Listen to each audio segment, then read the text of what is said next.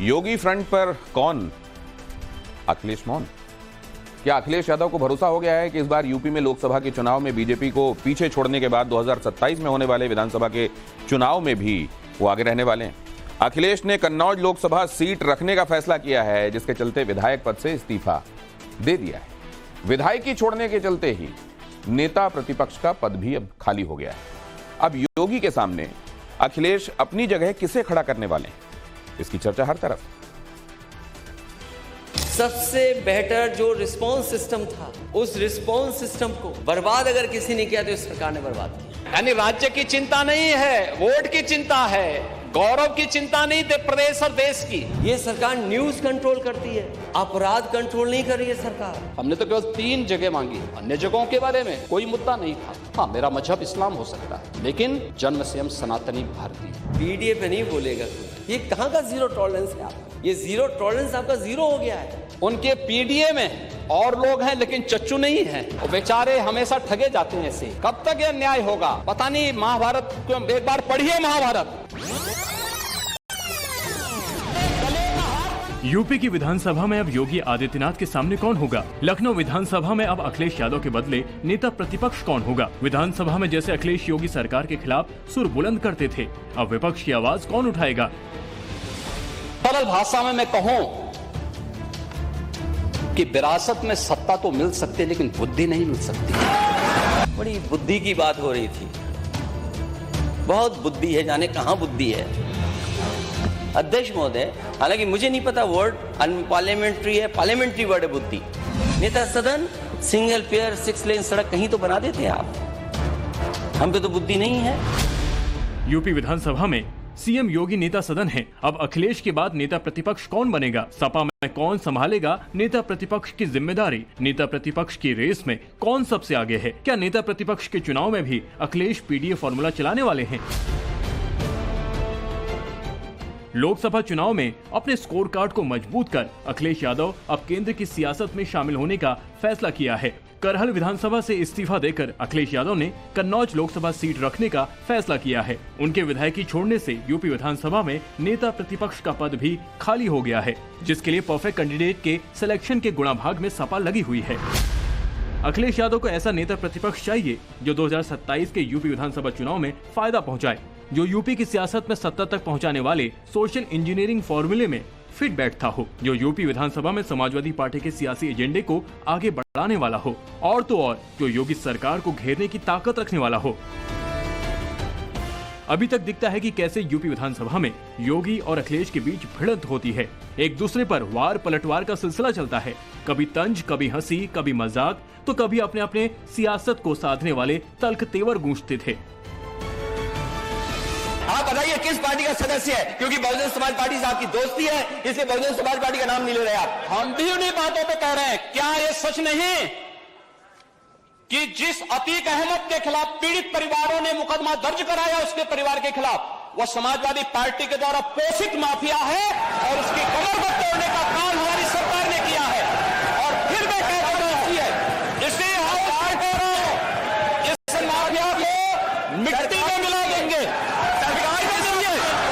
सरकार किसकी है? मतलब में हो ये माफिया है, इनको मिट्टी में मिलाने का काम करेंगे। अपराधी आप क्या है?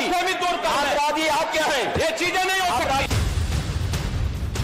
अखिलेश यादव 2022 में मैनपुरी के करहल विधानसभा सीट से विधायक चुने गए।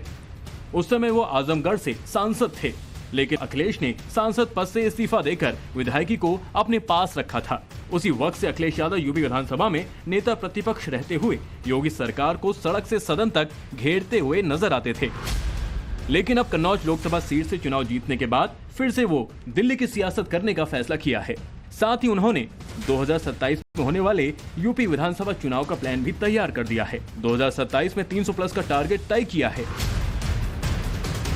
यूपी में विधानसभा चुनाव में अभी 3 साल का वक्त है। सियासत की दुनिया में 3 साल का समय बहुत लंबा होता है। 3 साल में ना जाने कितने समीकरण बनते हैं, कितने टूटते हैं। यूपी में 37 सीटों की जीत वाकई अखिलेश के लिए बहुत बड़ी जीत है, लेकिन जीत के इस मोमेंटम को बनाए रखने के लिए 3 साल का वक्त बहुत लंबा होता है। पार्टी कार्यकर्ताओं का जोश 3 साल तक हाई रखना अखिलेश के लिए सबसे बड़ी चुनौती होगी, क्योंकि समाजवादी पार्टी के सामने यूपी में बीजेपी का मजबूत संगठन और कार्यकर्ताओं की बड़ी फौज होगी। ऐसे में समाजवादी पार्टी को एक ऐसे नेता की जरूरत है जो विधानसभा में अखिलेश यादव की जगह ले सके। इस फहरिस्त में कई नेताओं के नाम शामिल हैं। अखिलेश के सामने ऑप्शन नंबर 1 है चाचा शिवपाल यादव। ऑप्शन नंबर 2 है कौशाम्बी से विधायक इंद्रजीत सरोज। शिवपाल यादव के बाद इंद्रजीत सरोज का नाम ही सबसे आगे माना जा रहा है। ऑप्शन नंबर 3 है अंबेडकर नगर से विधायक राम अचल राजभर। नए नेता प्रतिपक्ष को लेकर इन्हीं 3 नामों की सबसे अधिक चर्चा है। अंदर खाने की खबर यह है कि अखिलेश यादव यूपी विधानसभा में नेता प्रतिपक्ष बनाकर सिर्फ सदन के सियासी समीकरण को नहीं साधना चाहते, बल्कि अपने उस पीडीए फॉर्मूले में नई धार देना चाहते हैं, जिसे लोकसभा चुनाव में आजमा कर अखिलेश बीजेपी के सामने चैलेंजर नंबर 1 बन गए। लेकिन 27 की पॉलिटिकल फाइट को लेकर इस चैलेंजर के सामने भी कम चैलेंज नहीं आने वाले हैं। यही वजह है कि अखिलेश को एक ऐसे नेता प्रतिपक्ष की तलाश है जो योगी सरकार को जवाब भी दे सके और पीडीए के कास्ट में भी फिट बैठता हो। वैसे तो अखिलेश यादव के बाद नेता प्रतिपक्ष के लिए सबसे मुफीद शिवपाल यादव माने जा रहे हैं। चाचा शिवपाल के साथ अखिलेश का कोल्ड वॉर खत्म हो चुका है। 24 की जीत के बाद चाचा भी हर तरफ भतीजी की जय बोल रहे हैं। जो अखिलेश यादव वाले नेतृत्व वाली समाजवादी पार्टी के प्रत्याशी अगर विधानसभा बार अगर देख लिया जाए तो इतने प्रत्याशी जीते हैं कि आज अगर चुनाव हो जाए तो सरकार समाजवादी पार्टी के उत्तर प्रदेश में बनेगी। अखिलेश यादव के चाचा शिवपाल यादव 6 बार से विधायक हैं। साल 2009 से 2012 तक यूपी विधानसभा में नेता प्रतिपक्ष भी रह चुके हैं। ऐसे में अगर अखिलेश यादव उन्हें फिर से नेता प्रतिपक्ष बनाते हैं तो फिर कई सारे सवाल होंगे। शिवपाल यादव के आड़े जो आ रहा है उसमें सबसे बड़ी बात यही है कि वो यादव परिवार से हैं। अखिलेश अगर शिवपाल को मौका देते हैं तो फिर अखिलेश यादव पर परिवारवाद का आरोप लगेगा और बीजेपी उन्हें घेरेगी। इतना ही नहीं, अखिलेश यादव पीडीए की बात भी करते हैं। अगर वो शिवपाल को मौका देते हैं तो उन्हें यादव प्रेमी भी कहा जाएगा। उन पर यह भी एक बड़ा आरोप होगा और शायद इसीलिए कहा जा रहा है कि अखिलेश यादव शिवपाल यादव को मुख्य सचेतक बना सकते हैं और फिर नेता प्रतिपक्ष की कुर्सी किसी गैर यादव को दे सकते हैं। दावा किया जा रहा है कि नेता प्रतिपक्ष के चुनाव में भी अखिलेश प्रयोग करना चाहते हैं, वही प्रयोग जिस पर 24 के चुनाव ने टेस्टेड और ओके की मुहर लगा चुका है। वैसे भी जो फॉर्मूला चल जाता है सियासत में उसी को अमल में लाने की रवायत है। यही वजह है कि माना जा रहा है कि अखिलेश पीडीए में से किसी को नेता प्रतिपक्ष बनाएंगे। ऐसे में अखिलेश अंबेडकर नगर से विधायक राम अचल राजभर या फिर कौशाम्बी से विधायक इंद्रजीत सरोज को नेता प्रतिपक्ष बनाने का दाव चल सकते हैं। राम अचल राजभर गैर यादव ओबीसी से आते हैं। यूपी की राजनीति में राजभर वोट बैंक 4% के साथ बड़ी राजनीतिक ताकत रखता है। वहीं कौशाम्बी से विधायक इंद्रजीत सरोज दलित समुदाय के पासी जाति से आते हैं। यूपी में पासी वोट बैंक करीब 3.3% है। माना जा रहा है कि साल 2024 के लोकसभा चुनाव में पासी समाज के वोट ने ही अखिलेश के पासे को और मजबूती दी। जिस तरीके से पासी समाज ने समाजवादी पार्टी के पक्ष में समर्थन दिया, उसके बाद कुल 5 प्रत्याशी पासी समाज से सांसद बने और ऐसे में ये कहा जा रहा है कि इंद्रजीत सरोज नेता प्रतिपक्ष बनाए जाने के उनके जो चांस हैं वो सबसे अधिक हैं। और इसके पीछे की जो दूसरी वजह ये मानी जा रही है कि अखिलेश यादव जब नेता प्रतिपक्ष हैं तो उस दौरान सदन में इंद्रजीत सरोज उप नेता के पद पर हैं। साथ ही वो अखिलेश के पीडीए फार्मूले में भी पूरे तरीके से फिट बैठते हैं।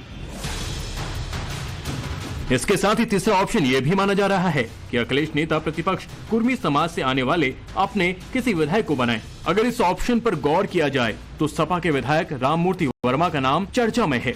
वो आजमगढ़ जिले से विधायक हैं और गैर यादव ओबीसी कुर्मी समाज से आते हैं। ऐसा दावा किया जा रहा है कि 2024 के लोकसभा चुनाव में कुर्मी समुदाय एक मुश्त होकर सपा के पाले में गया है। पूर्वांचल में कुर्मी वोटों के दम पर ही अखिलेश बीजेपी को बहुमत से रोकने में कामयाब हुए हैं।